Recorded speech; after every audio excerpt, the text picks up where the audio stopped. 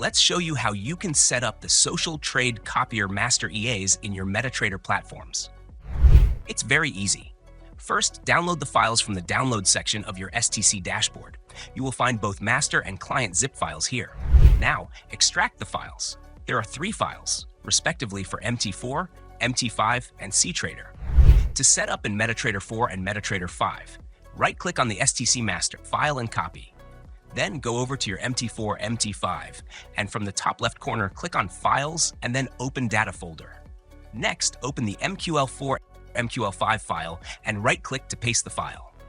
Close the pop-up window. Go to the Navigator tab on your MT4, MT5. Select Expert Advisors and right-click. Hit Refresh, and there you have your STC Master EA. Now go to your Tools section above and select Options. Then go to the Expert Advisors tab.